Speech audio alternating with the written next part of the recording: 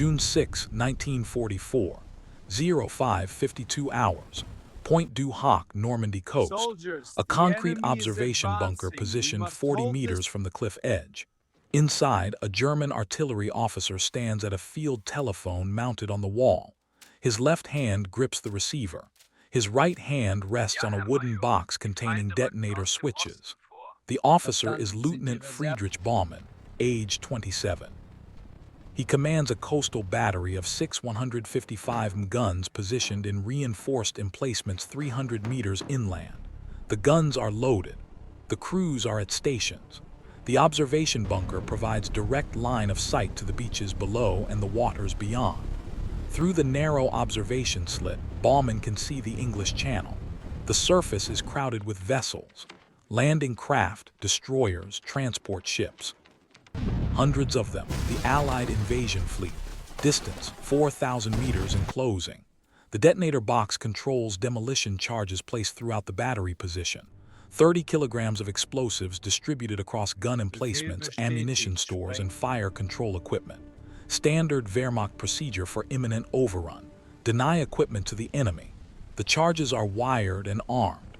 Baumann has received orders.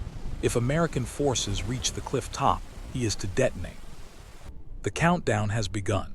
He watches the cliffs below. He waits. Pointe du Hoc is a promontory jutting into the English Channel between Utah and Omaha beaches. The cliffs rise 30 meters above sea level.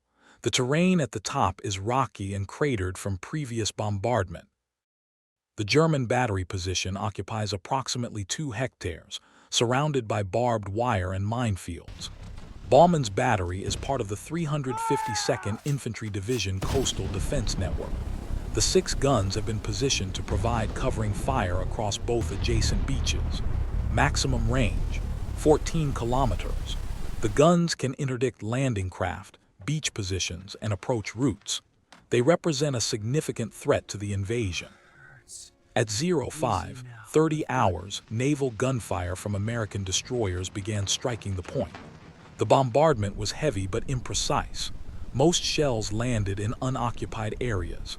The gun positions, protected by reinforced concrete and earth, sustained minimal damage.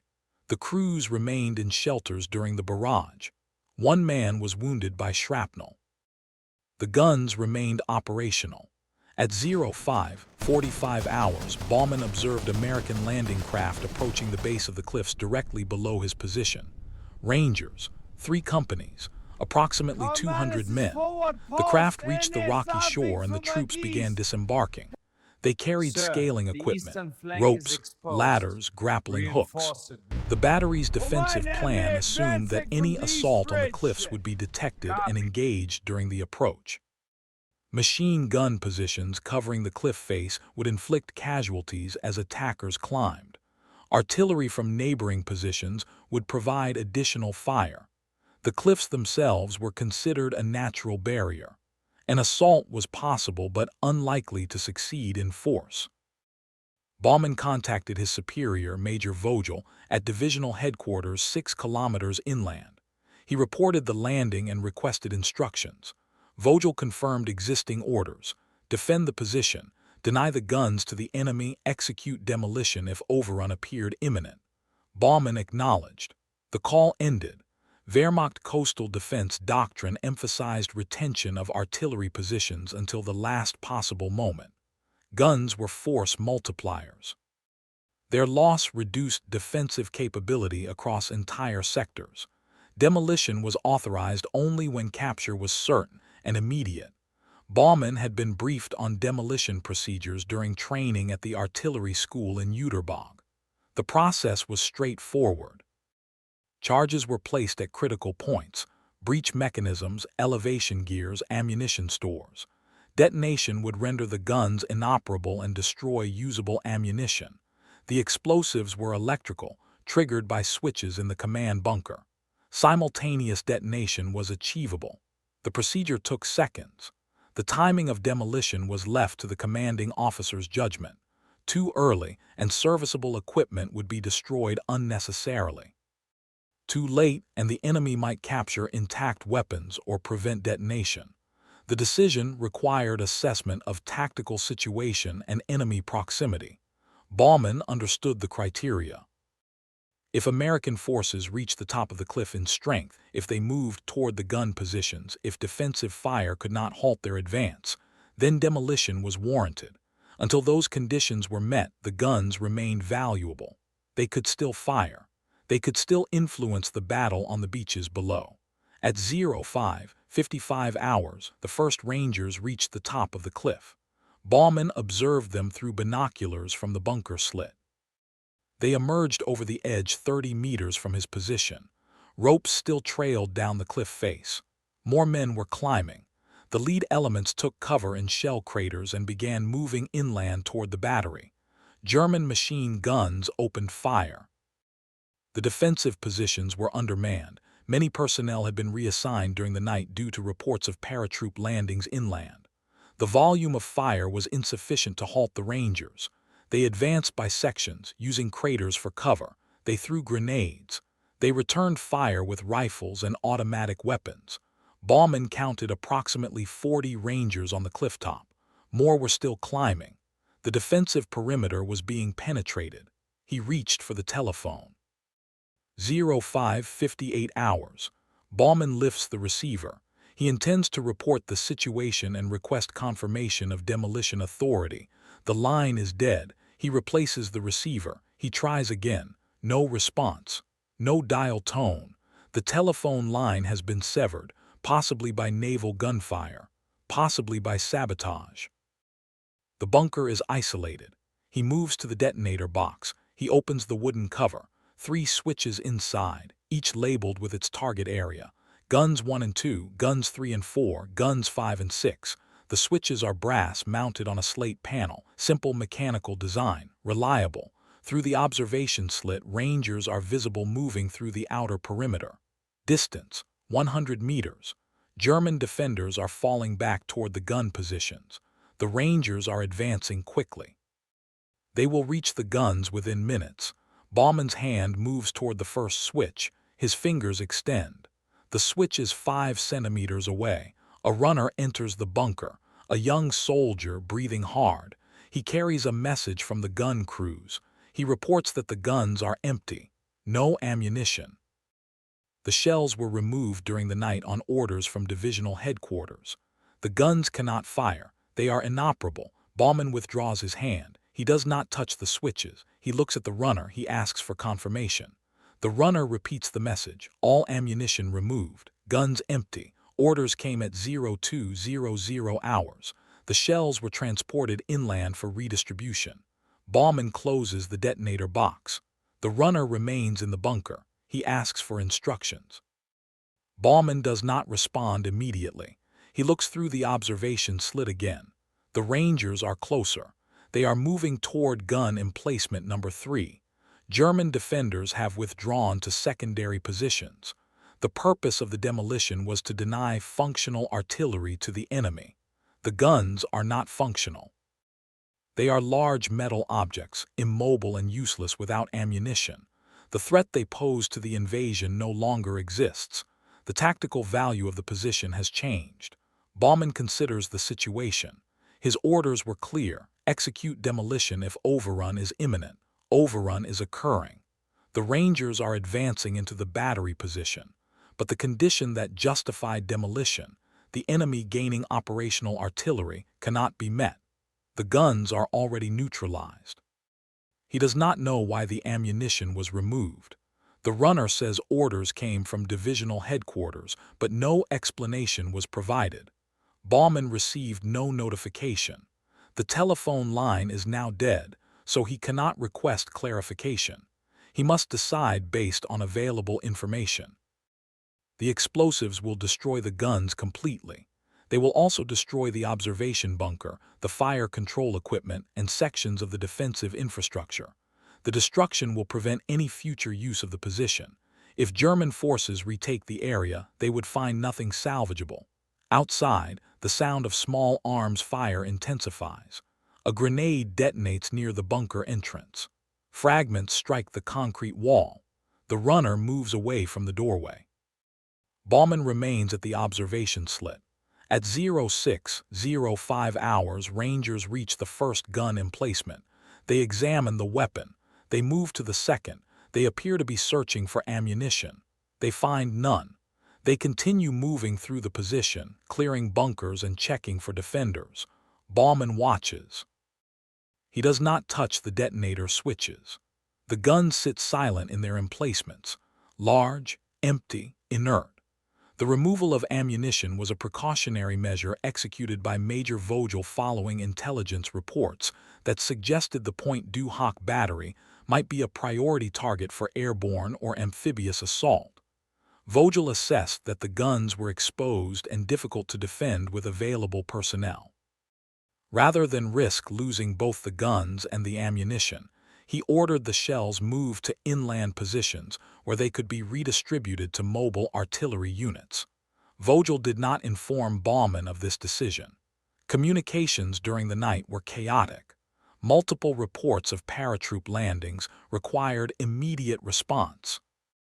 The ammunition transfer was executed quickly by a detachment that arrived after midnight and departed before dawn. The gun crews were aware but assumed Baumann had been notified. He had not. When Baumann closed the detonator box, his reasoning was tactical. The guns posed no threat to Allied forces. Their destruction served no military purpose. The explosives could be preserved for later use. The position might be retaken. The equipment, though temporarily useless, was not worth destroying. This calculation occurred in seconds. It was not deliberate in the sense of extended consideration. It was an immediate assessment based on changed conditions.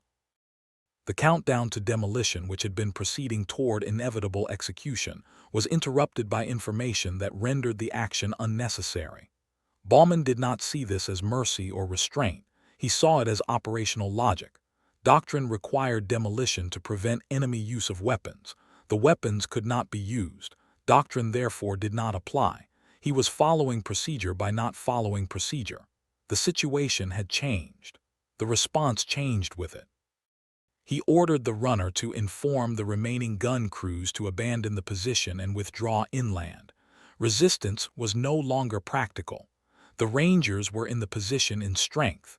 The guns were indefensible and valueless. Withdrawal was the appropriate response. The runner departed. Baumann remained in the bunker for 3 more minutes, observing the Rangers secure the position. At 06:12 hours, he left the bunker through a rear exit and moved east through a communication trench. He carried the detonator keys with him. He did not look back at the guns. Baumann withdrew with 7 men from his battery. They moved through secondary trenches toward a rallying point 1 kilometer inland. They encountered no resistance during withdrawal. The Rangers were consolidating their hold on the clifftop position and did not pursue. At 07:00 hours, Baumann reached German lines and reported to Major Vogel. He described the assault, the loss of the position, and his decision not to execute demolition. Vogel asked why. Baumann explained that the guns were empty and posed no threat. Vogel acknowledged this. He informed Baumann that the ammunition had been removed on his orders. He did not criticize Baumann's decision. The conversation was brief and procedural. Baumann was reassigned to an infantry defense position 2 kilometers south. He remained in that location for the next 18 hours, engaged in defensive operations against American forces advancing inland from Omaha Beach. The battery at Pointe du Hoc was not retaken. It remained in American hands. The Rangers who captured the position discovered the guns intact but inoperable. They searched for ammunition and found none. They established defensive positions around the clifftop and repelled German counterattacks over the following 2 days. Casualties among the Rangers were significant. Approximately half of the assault force was killed or wounded, but the position was held. The guns at Pointe du Hoc were never fired on D-Day. They had been silent since the ammunition was removed during the night of June 5-6. The Allied invasion proceeded without interference from the battery. The removal of the ammunition, not the Ranger assault, had neutralized the position. Baumann's battery suffered 12 casualties during the assault, 4 killed, 8 wounded or captured. The survivors were integrated into other units and continued fighting through the Normandy campaign. The battery as a distinct unit ceased to exist after June 6. No German military report documented Baumann's decision not to detonate the demolition charges. His verbal report to Major Vogel was not transcribed. The loss of Pointe du Hoc was recorded in divisional logs as a successful enemy assault resulting in the capture of the position. No mention was made of the demolition charges or why they were not used. American after-action reports noted that the guns at Pointe du Hoc were found intact but without ammunition. The reports focused on the assault itself, the cliff scaling, the firefight, the securing of the position. The condition of the guns was mentioned as an operational detail, not a significant finding. No investigation was conducted into why the guns were empty or why they had not been destroyed. The demolition equipment remained in the observation bunker. When American engineers inspected the position on June 7, they discovered the detonator box and traced the wiring to explosive charges placed throughout the battery. The charges were disarmed. The discovery was noted in engineering reports but generated no particular interest. Demolition charges were standard defensive equipment. Their presence was expected. Friedrich Baumann was not questioned about the charges. He was captured by American forces on June 15 during the retreat from Carenton. He was processed as a prisoner of war and interned in England, then later transferred to a camp in the United States. His interrogation covered basic information: unit, rank, service history. No specific questions were asked about Pointe du Hoc or the events of June 6. The moment when Baumann's hand withdrew from the detonator switch was observed only by the runner who had delivered the message about the empty guns. That soldier was killed 3 days later during a German counterattack near Formigny. He left no written account. Friedrich Baumann remained a prisoner of war until May 1946. He was repatriated to Germany and returned to his home in Baden-Württemberg. His family's farm had been damaged during Allied bombing but remained habitable. He worked in agricultural reconstruction for 4 years, then trained as a civil engineer. He married in 1951. He had 3 children. In 1964, Baumann visited Normandy with his wife. They toured several battle sites, including Pointe du Hoc. The position had been preserved as a memorial. The concrete bunkers remained. The gun emplacements were intact. The craters from naval bombardment had been left untouched. American tourists walked through the site with guidebooks. Baumann stood near the observation bunker where he had positioned himself on June 6. The structure was open to visitors. The interior was empty. The telephone and detonator box had been removed decades earlier. He did not enter. He stood outside for several minutes, then walked to the cliff edge and looked down at the beach below. He said nothing about his experience there to his wife or to the tour guides. He took no photographs. They departed after 20 minutes and continued to other sites. He did not return to Pointe du Hoc. Baumann died in 1983 at the age of 66. His military service was known to his family in general terms. He had mentioned serving in coastal defense in Normandy but provided few details. His children knew he had been captured and held as a prisoner of war. They did not know about the detonator switches or the decision he made in the observation bunker. Among his personal effects was a map of Normandy dated 1944, folded and worn. No annotations, no markings. It was donated to a local historical society along with other family papers. It was cataloged and stored. No researcher examined it. A hand that moved toward a switch and then withdrew. A wooden box with 3 brass levers. A telephone line that went dead. 6 guns that sat empty in their emplacements, silent and intact. A countdown that began and was interrupted not by hesitation or fear, but by information that changed the equation. The Rangers who climbed the cliffs believed they were capturing functional artillery.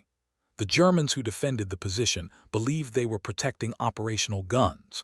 Both operated under assumptions that were no longer accurate. The ammunition had been removed hours before the first landing craft touched shore. Friedrich Baumann did not destroy what was already neutralized. The decision occurred in seconds. It was not recorded. It was not recognized. The guns remained because they had already ceased to matter. The demolition did not occur because the reason for demolition had been removed during the night by a different order from a different officer for different reasons. The position was lost regardless. The Rangers held Pointe du Hoc. The guns were captured intact, but they were not used. They could not be used. They had been inert before the assault began. The countdown that was interrupted at the last second was counting toward the destruction of objects that no longer held the value they were thought to possess. Baumann carried the detonator keys when he withdrew. He turned them in at a supply depot 2 days later. They were logged and stored. The demolition charges at Pointe du Hoc were disarmed by American engineers. The guns were left in place. They remain there now, empty and silent, monuments to an assault, not to a decision. The countdown stopped. The switches were not thrown. The moment passed. It left no trace except in the fact that the guns still exist, corroded and inactive, pointing toward an empty sea.